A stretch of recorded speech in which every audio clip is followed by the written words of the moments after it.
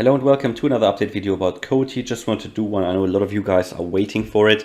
If you remember what happened here on the Coti chart, we had that cup and handle. We got the breakout right before it actually happened, hit exactly the target level, and now we are sort of in a retracement sideways movement at the moment at around 57.58 cents, and we're going to take a closer look at that now.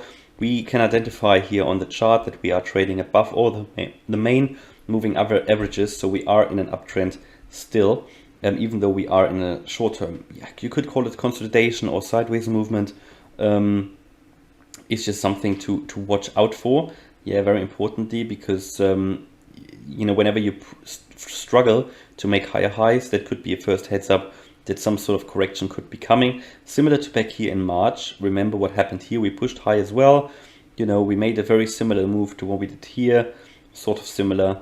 Tried to push higher, couldn't really get higher anymore, and then we had a longer term push to the downside. So just need to be aware of that it is always possible. It's a highly volatile coin, lower market cap, and there's a lot of up and downs. And if we take a look at the bodies on the daily, there was a lot of movement. You can see that those bodies, how long and how big they are compared to what happened down here, there was a lot of volatility in these days, on these days. In the last few days, we've seen that dropping off. And also what we can see here is we have a bearish divergence on the RSI still on the chart. From that high to that high, we made a higher price, but the RSI is dropping, which is a first indicator that the uptrend is slowing down and could be stopping at some point if we struggle to make higher highs. If you remember, I did say you in one of the previous videos that I took 25% of my Coti coins out. I took some profit. I did that at around, I think, 55 cents. I did that because I did buy them when they were 13 cents, which is when I made my first video about Coti on this channel, my very first one, back in June or July, I think. And yeah, that is when I bought them, and I was just happy with my profits. And I took some out to reinvest them in some other cryptos that were suffering at the moment, or that were suffering at the time. And the reason is that Coti was moving up while most other cryptos were moving down in the last few weeks. So that was an interesting development, probably fueled by the Cardano summit, but it was performing very well before that. It's still performing well, to be honest. We are above the 20, the 50 and the 200 moving average, and we've had a golden cross here a few weeks ago where the 50-day moving average was crossing the 200-day moving average. We can see here that the MACD might have a bearish cross in the next few days, so just a little bit of a heads up that might be coming. That could also be a little bit of fake out like here, so that in its own is only an indicator, it only indicates, but as long as we have a long signal here on the ADX, it's all good. As long as we're above the moving averages, we are still in an uptrend. So these short-term fluctuations, they are normal. It's such a volatile crypto, nothing to worry about at the moment. But what we could certainly identify is that the uptrend is slowing down. But I did only take 25% out myself because it is a lot of potential, especially long term. So we're just going into the 4-hour chart. Just want to show you where we are at the moment, and we are in this, you could call it a channel in this range between 50 cents, and here I actually have to add another one, 50 and 67 cents, right? So what we did, just looking at the price action, came up from all this W pattern here. We identified a neckline here and we broke to the upside.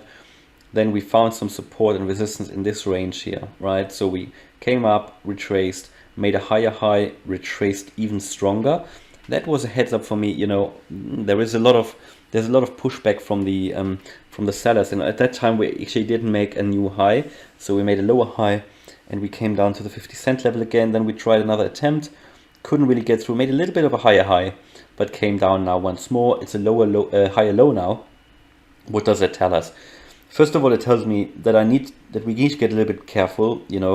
What certainly is good to see that we've come out of the overbought range on the RSI. So based on that, we are in a longer term uptrend. Don't forget that we are in a longer term uptrend, and we are not in the overbought range anymore. We are still, we dropped slightly below the bullish range on the RSI, but it just means now, this retracement had to happen. This sort of retracement and this consolidation and this sideways movement had to happen because the market was just overheated on the shorter term time frames. So that seems to be completed now, and we are you know, we are not in the overbought range anymore, so there is scope for us to push to the upside now. We just need to be careful that, you know, we are seeing those lower highs here. We've seen a lot of lower highs now, but looking at the Elliott waves, just crudely done, I haven't counted them before, but let's just see where we could start. Possibly here, that was a low, possibly an ABC correction down here, ABC. So let's take a look at if we start a wave count with 1 from here, 1, 2, 3, 4, 5. That works well. We marked a new high here. From then on, we came down in an ABC correction. Okay, and then we're gone up 1, 2, 3. That is not 4, right? Because we have come down too far. Because this is wave 1. With a wave 3 correction, you can never come down into the price range of wave 1. So what that needs to be is that we still are in the wave 3. If we are in the wave 3, there isn't much more that we can come down to. So there we'll probably find support here. My guess, you know, I could be wrong. I could be totally wrong. Full disclosure here. But my view is that we could actually continue our push to the upside here at some point. And if that really is wave 3 and we are continuing our wave 3 to the upside, so that is not the high of wave 3. We are still in wave 3, which is typically the longest wave as well. So we could push a little bit higher from here, which just might have a little bit more consolidation here. So what we also need to take a look at are the Fibonacci extension and retracement levels. So let's just start here where we started the wave 1 count and take a look at why we are currently retracing to the current levels. And we can see that exactly the current retracement where we are is sitting in the golden pocket, in the golden ratio at the 0.618 Fibonacci retracement level of 56 cents. So we found exact support here. So my view would be, also we had a very long wick to the downside here. My guess would be we will find support here, yeah, and then hopefully push to the upside from here. Now I could be wrong again, but that indicates it's a very strong support level. Now if we lose that, we could drop once more down further to the 53. That would be the 0.786 Fibonacci retracement level down here. Okay, so in terms of extension levels, if we really break that previous high, we could get to 73 cents in the first instance. That would be the 1.7272 extension level, but very, or more likely would be possibly the 80 cents, which is the 1.618 extension level, right? So that is something to watch out for. What you certainly need to watch out for, if we break below 50 cents, which was a very important support level before here, but we seem to have come out of that range. But if we drop below 50, whenever that happened before, I mean, it actually didn't happen, we didn't lose it before, but here as well, when we couldn't get through. So if you lose that, you could come down all the way to the possibly 30 cent range again, yeah? So that would be quite a bit of a drop. There aren't many support and resistance levels in that range between. You see from here, when we were at around 30, how quickly we pushed up, yeah? So, I mean, yes, there are some highs and lows here, but typically you see these strong movements from 30 cents up to there, and when we broke that to the downside, we came up down all the way down to 30 again, and here it happened again, we pushed all the way up. So that could really be, maybe on a bumpy ride, a push down to 30. But what could actually happen, because we have identified this ascending trend line, which might still be in play, hasn't been invalidated yet, that if we have an overextension here at the moment, coming away from that trend line, so we could really, in a worst case, probably, I mean, what is worst case? Worst case is 0, isn't it? But in a very, very bearish case, we could, if we break that, come down to that trend line. Now that trend line sits exactly at 30 cents at the moment. So that is really, I don't think we will drop easily below that. I don't think so. But it will be a very strong area of support down here. And it was support before. The good thing is it's an ascending trend line. So the longer the price keeps up there, the further up the ascending trend line will go as well. And I'll keep the ascending trend line on the chart until it has been invalidated. It currently just looks a little bit like that market is rolling over here. But certainly watch the 56 cent level. That is that Fibonacci retracement level I showed you.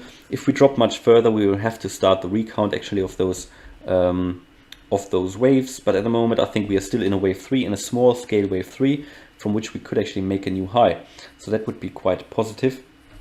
But yeah, overall, long term, this crypto has a lot of potential in my view. No financial advice, of course.